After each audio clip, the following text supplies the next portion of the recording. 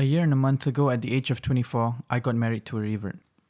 It has been the most transformative experience of my life, especially when it comes to my development as a man. Although I'm by far not a marriage expert, but I think that many people could benefit from my realizations, as the times we live in has poisoned the many minds about the realities of this potentially lifelong contract. We live in very strange times. The understanding of marriage today isn't the same as it was back then. Today, marriage isn't looked at with the lens of Iman.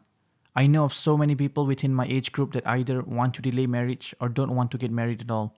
For them, there are certain conditions that need to be met before one is qualified to marry. You need to finish your education, get a job, have a stable income, and make enough money to support a family before even entertaining the idea of marriage. You can make a case if this was the thought process of a man, but unfortunately many women today think the same way, whether it be in the West or even in Muslim countries. Even the dynamic within a marriage has been flipped upside down. Men abandoning some of their sole responsibilities and adopting more and more the characteristics and roles of women and vice versa. It doesn't just end there. Once they meet these conditions, it's about finding the perfect candidate that meets X, Y, and Z criteria. The best part is that this criteria would just be a checklist of dunya-related characteristics and would have nothing to do with Islam. And in certain parts of the world, once they finally get married, there's a trend in which Muslim couples are opting to go child-free. Like I said, we live in strange times, but there should be a limit to the absurdity. And the straw that breaks the camel's back is that not only do they believe that they're doing the right thing, but they'll even date or have relationships before marriage like it's not even haram. Let me repeat, these are Muslims I'm talking about. The natural question becomes how and why Muslims end up in this pathetic state when nothing of the aforementioned are advocated in Islam. When you try to find the root cause of most issues plaguing the Ummah today, then you'll be surprised that it often leads back to a single source: the influence of the disbelievers. To keep it brief, this influence stems from the inferiority complex of the Muslim to their colonial masters, which in our case refers to the West. And this inferiority complex is due to lack of knowledge of the religion and the infestation of Western ideologies in the mind of the Muslim, such as feminism, liberalism, secularism, nationalism, and the list of isms go on. Monkey see, monkey do, am I right? No wonder the Prophet, peace be upon him, forbade us from imitating disbelievers. It's like he foresaw the future that we're currently living in. When you justify watching movies, anime, and listening to music, then you have no right to complain about the sorry state you're in. These forms of entertainment are tools of shaitan to infiltrate your mind. They're mediums in which supernormal stimuli is utilized to keep you hooked and addicted and distracted from your creator. Not only do they keep you distracted, but they feed you false ideas that linger in your subconscious mind, ultimately corrupting your fitrah. One example of this can be seen in how the archetype of a man has progressed in movies.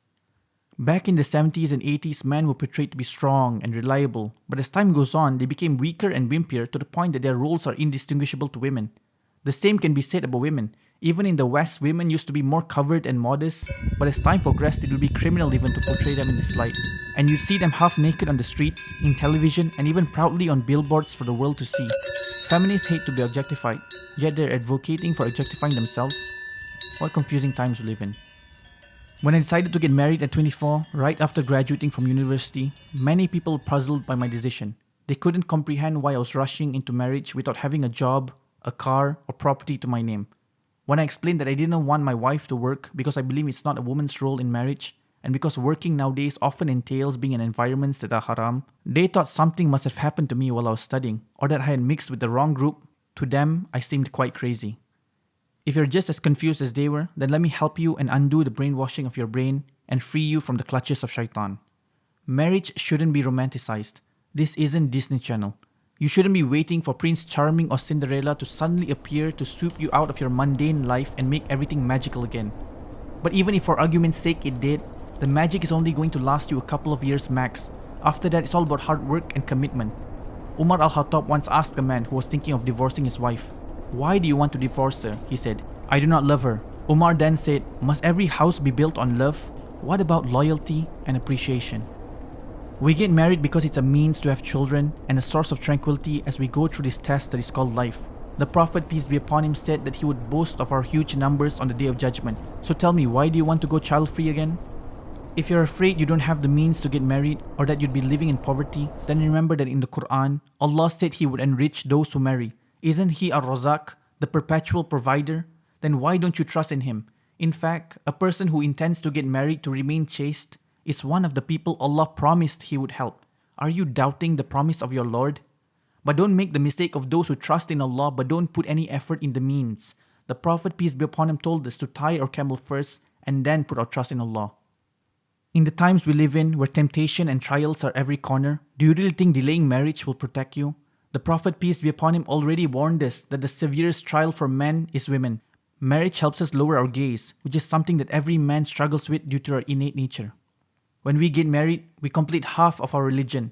A righteous wife is the best provision this world has to offer to a man. So what are you men waiting for? And for the women, getting married is an opportunity for an easy ticket to paradise. If a woman prays her 5 prayers, fasts during Ramadan, guards her chastity, and obeys her husband, she will enter paradise from any gate she wishes. The key phrase here is to obey your husband, so long as it doesn't go against the command of Allah. On the flip side, women have to remember that one of the reasons that they will make up the majority in hellfire is because of their ungratefulness to their husbands. I can hear feminists screaming in the background, but let me make them scream even louder. The Prophet, peace be upon him, said that if he were to command anyone to prostrate before another, he would command women to prostrate themselves before their husbands.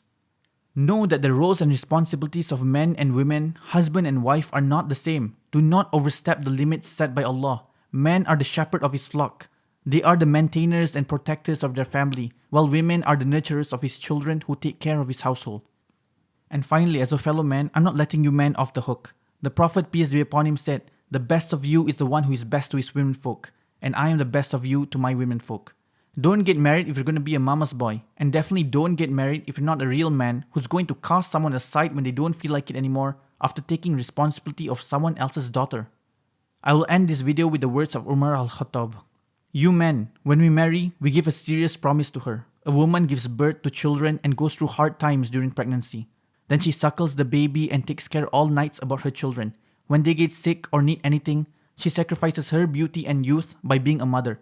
How fair is it when her husband leaves her when she is matured in age? If she would have never taken care of her home and family and took care of her body and beauty instead, her husband would say, "What a bad mother she is."